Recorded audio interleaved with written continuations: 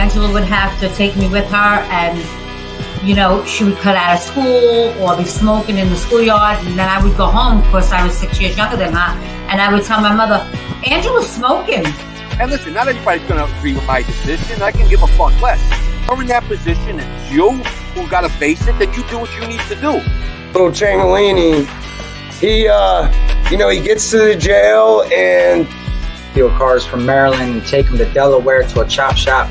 The inside prison in Thailand, as well as what Victor Malarek, the reporter, did to get me out of there. And I sat down and thought about it for the longest time. Okay, but once I made up my mind, it was about survival. I need to take care of my kids and take care of my family. And when a guy's not being loyal to you, how could you be loyal to him? Welcome to Chattin with Staxx.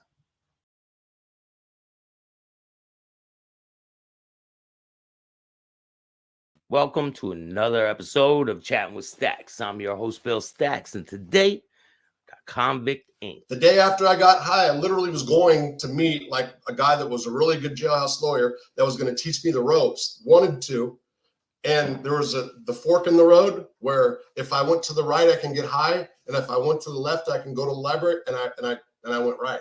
That really happened. Bro, that's a crazy analogy, bro. Yeah. I never heard no one break it down like that. That's exactly what happened. That's exactly what happened.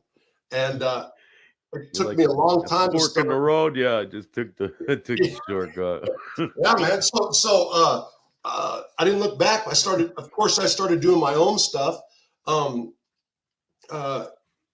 I taught myself. At some point, I started really getting down with the law. So I want to, before we keep moving on, I want to tell people something real quick. If you get caught mailing packages, you can get 23 years in prison, just like he did. So I'm just trying to warn people, man, that it's not a game, right? No. So if you're talking about the mail for the feds, so the state can actually pick it up on different things, but if you have one prior drug offense, your mandatory minimum is 15 years. One prior drug offense, one prior serious drug offense. They changed the definition recently, but 15-year mandatory minimum unless you're going to cooperate. If you have two, it's now a 25-year mandatory minimum. There is no more mandatory life without the parole. The sentence that I had, there is no more, but you can still get life based on the weight. Your previous convictions, right? Yeah, criminal history. After when you're going to get your patch, is there like a certain thing that they want you to do to get it? So in my case, because I was in the hole. So what happened the night that I was talking about, everybody was drunk, and Kenny's like, Rob, what are you trying to do with your time? So it sounds corny, it sounds goofy, it sounds like bitches or whatever you want to say.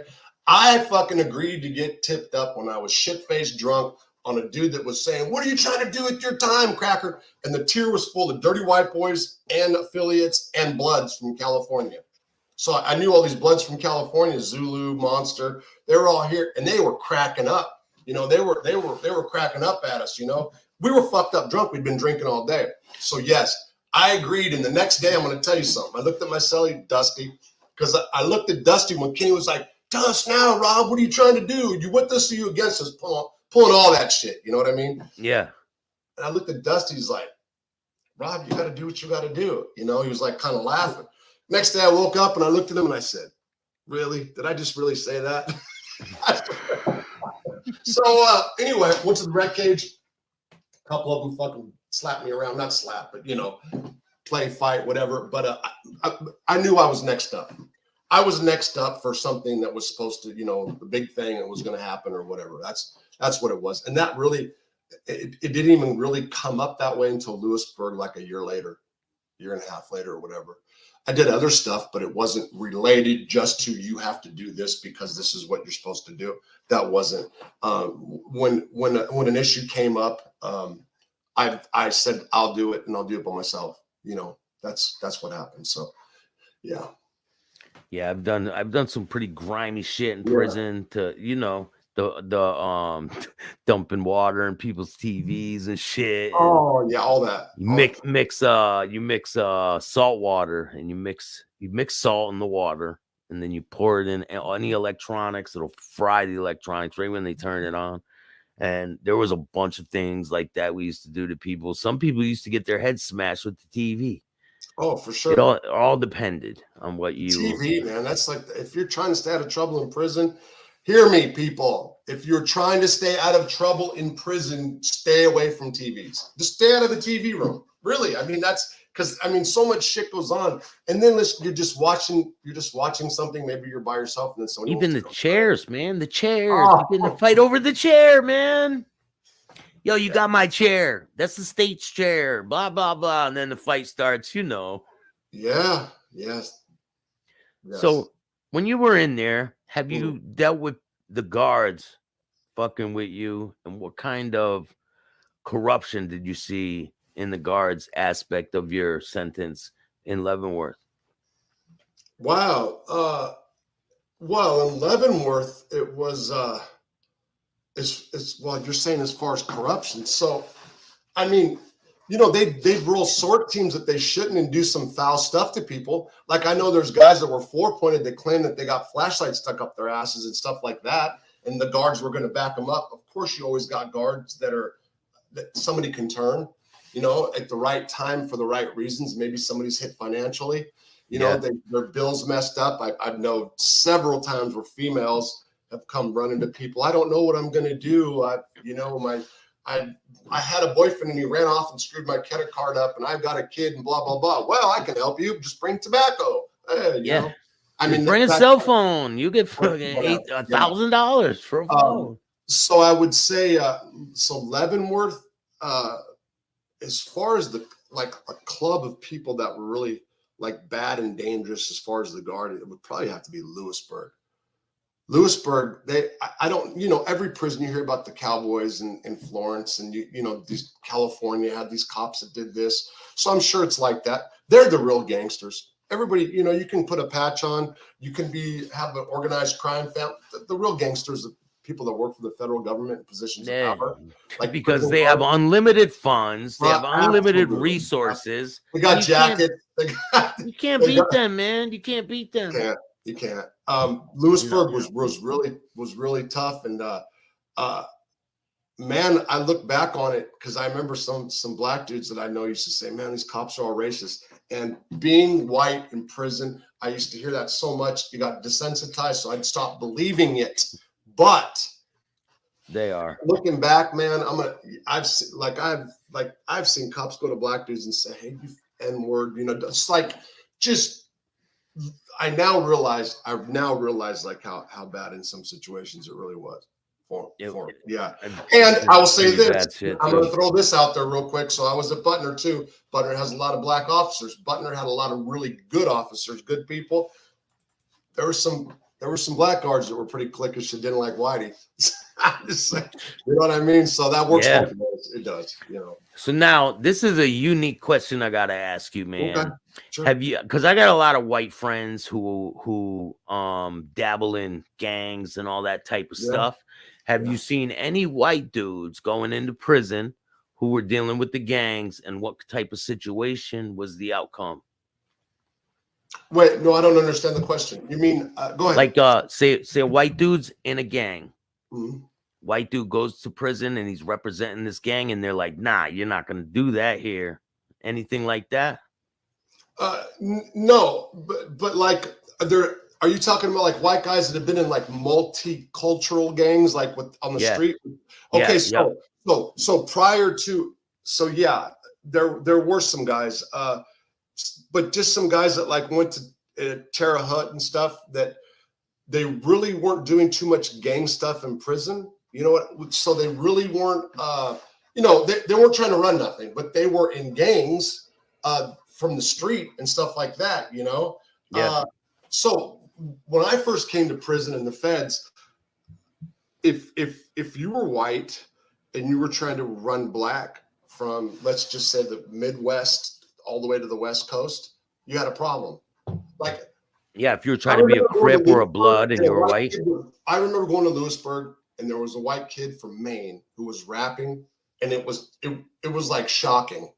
It was like Like nobody killed this guy yet, for real. And I'm saying that there was one white guy I knew, TB, who was GD.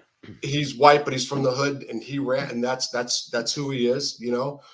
But and one other guy was up in Be Upper one time that was a white guy that grew up in the hood, you know what I mean?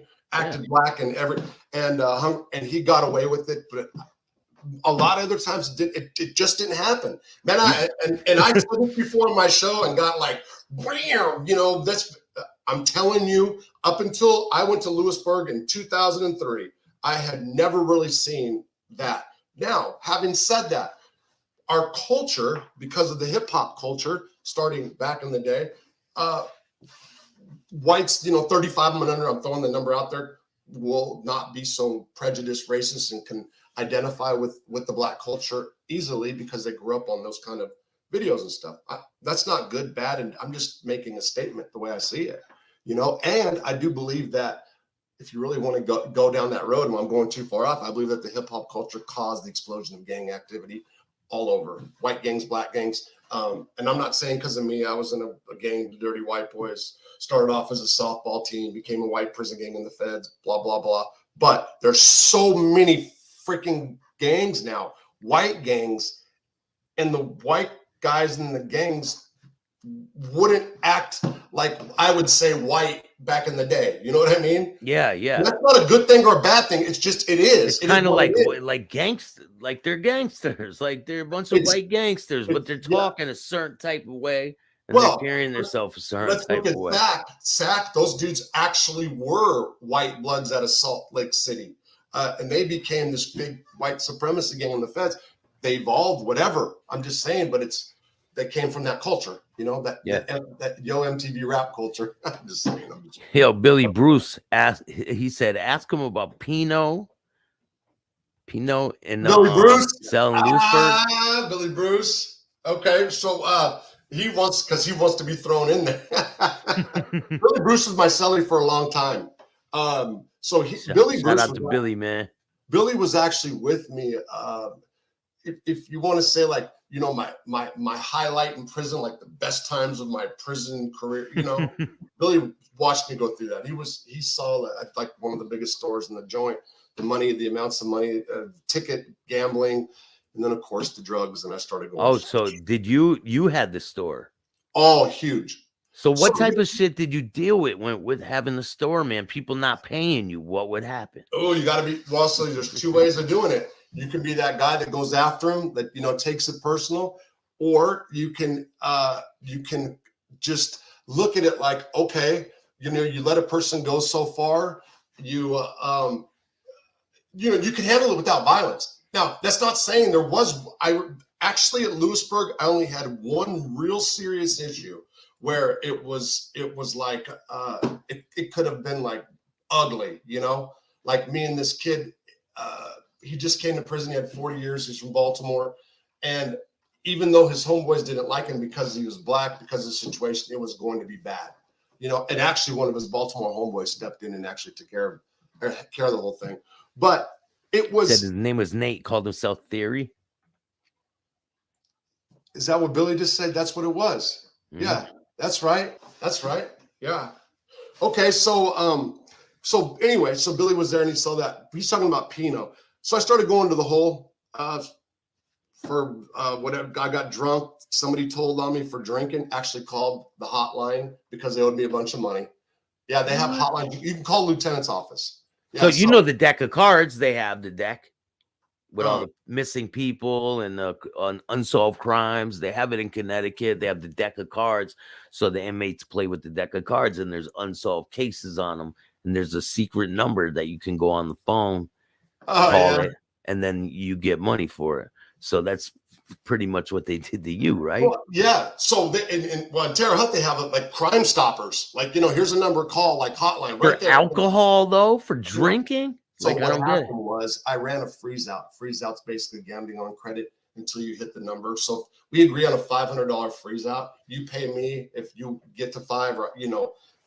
Everybody in the block owed me. It's like this. There's game everybody bet on blew up. I forgot what it was now, but too many people owed me too much money.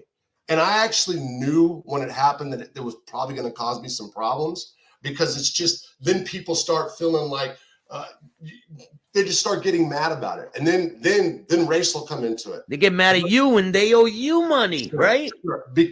But they all look around and they're all in debt. You know what I'm saying? So they're like, fuck it, we all don't pay It's them. better just to knock them off, you know? So somebody, and I'm pretty sure I knew who it was, but this one dude, he kept making excuses up and he was just biding time.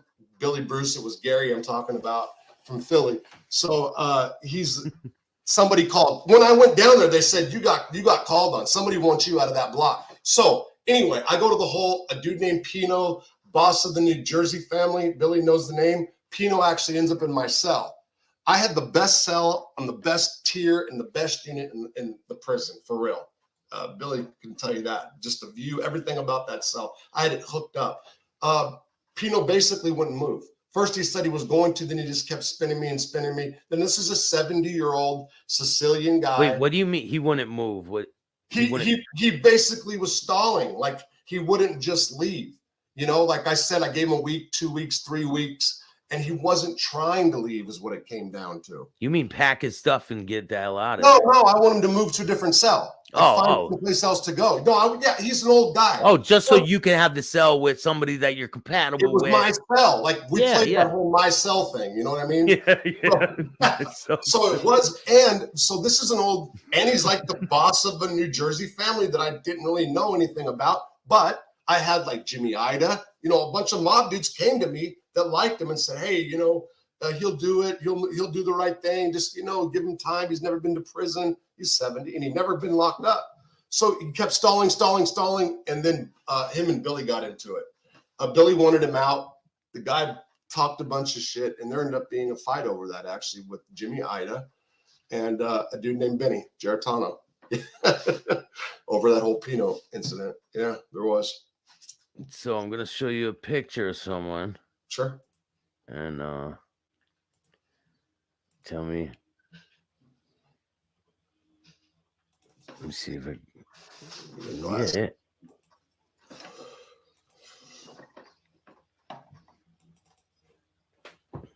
This is one of the designs I got, man.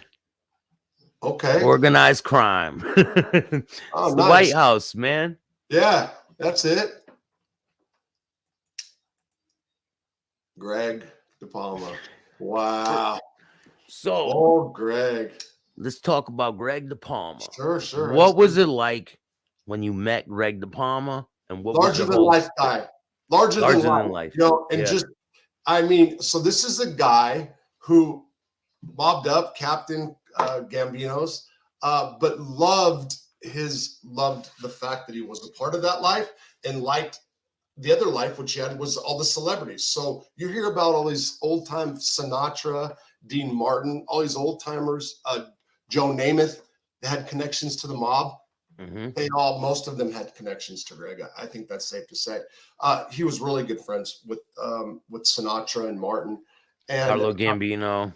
Yes. But he told stories, and he probably, I think he embellished a little bit, kind of, but he just, there's that. That's the famous picture right there. He was with Paul Castellano. He's with all of them. So I believe Greg earned some money. I think he was an earner at some point. I could be wrong. So Greg had a big mouth. So I think he's known for having being caught on the most wiretaps. Is that right? Yeah. They say foot and mouth disease. Yeah. So, I can see why. So when I knew him, he was dying of heart issues, and he was washed up. He's in his late 70s, and he was tired. He just chased cigarettes all day. That was his thing, smoking cigarettes. That's basically what he did. But I was with him all the time. Did he tell you any stories? Sure. So, nothing. I mean, everything but nothing. You know what I mean? It's like, so I was in the room often with all those guys. And when I mean all those guys, like Maddie the horse, who you can't understand, or you couldn't, people couldn't understand what Maddie was saying. And when they go, You know who Maddie was? because he had a thick Italian accent, right? But you could, but he was like, but he was older. He had that big accent. But I'm telling you, Staxx, like everybody, like I would say, what did he say? And they're like, I don't know. And they were, yes. So, oh man. So Maddie, the thing that happened with Maddie that stands out the most is he was on the 5th floor. They put him up on the 5th floor where people go to die. He was not dying. I don't know why they put him up there. I can't remember. He was starting to fall a lot. And one day he fell down in the room and he was gushing blood and he had like a visit the next day. And the nurses weren't there, so I had to fix him up. And then one of the nurses came along. I tried to get her to get gauze. She literally ripped a sheet off the bed and wrapped it on this guy's, and he was fine with it. You know, he was walking around the hospital with his walker. Big ass sheet around his head. Yeah, he didn't care. He didn't care. That sounds hilarious, man. But he was cool. But De Palma, I'm trying to think of the golf stuff. So there was golf. He was involved in a bunch of golf matches. He talked about that theater, the Westminster. What was it? Westchester. The Westminster. What? It's What was it? Yeah. Damn! I just said it the other day. It was a golfing thing. That was the theater that they had where everybody came and performed and stuff. You know, and they've robbed a lot of money out of that. He used to talk about how they'd scam, like how they were doing, but they ended up catching a crime over that case. You know, they ran that theater into the ground. Shout out to Calandra, Jimmy. Right. He was locked up with Maddie Madonna. He used to be around him quite a bit. Maddie McDonald? Matthew Madonna. Oh, okay. Oh, yeah. Okay. So, was there any other mobsters that you were around? Oh man, so tons, right? The one out that was the closest with was Carmine Persico. Yeah, Carmine was like a dad to me. No bull like that. Like so, I know about his reputation. I know who he was. Bitter. So there was times that were tough being around Carmine. It's hard-headed, older, you know, and imagine being locked up with your dad. That's what it started feeling like after a while. And, you know, so we had our disagreements, but that's when I got sober, actually. You know, I started being sober during that time when I met him. Because when you're hanging around him and you don't want to do drugs because he's around. Is that the reason? Yes. So here's Carmine Persico in his later years. Wow, I wonder who. So, who was next to him in that picture? Do you know? Probably you. No, I don't know, man. Because that's like around the time I was with him. That's why I'm looking.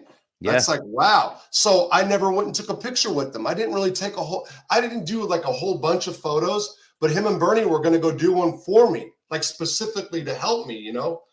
That was a kid named Derek Slusher. That's Tara Hutt. Yeah. That was my wife. Yeah. My pen pal. Yeah. So these dudes look pretty serious, man. They look like they don't play games. If you okay, so I'm going to tell you about so it's funny. So the one that's in the corner on the right, if you look in the right corner, looks Mexican. Rob Hutzel. He got like somebody black punked him out, and there was other issues, and he almost got killed by us. You know, there was a vote to whatever, and he got caned. Somebody hit him with the cane and like broke his eye and stuff in here. So he got X'd out. The one next to him bending down, that's Randy Shreve, Lion Randy. Funny. Great tattoo artist. Let me tell you something about Randy. I mean, a beast as far as a tattoo artist. Every tattoo he did, there's a penis in it. Oh, he hides them. He hides them in it. Tattooed you, there's a dick in it for sure. That was his MO. I've done that, my friend. I've done that. So I heard he went bad. I don't know if he testified. I don't know what happened, but I got a call from somebody. I'm not going to say, but Westchester Theater, Jason said. Westchester. Yeah, there it is. I saw it. Thank you. Yeah. Nick says Greg De Palma liked his oxy. He did for sure. And you know what? So let me give you an example. I don't mind putting that out there about Greg because Greg didn't hide that at the hospital. Maybe he hid it from a few of the other mob guys, but not really. You know, maybe let's say Sal and a few, but it's not that something that was kept secret. You know, if it was just me, like I would have never said that. You know what I mean? Yeah. So because people have said stuff to me about that before. That's why. But yeah, he liked oxys. He liked, well, morphine.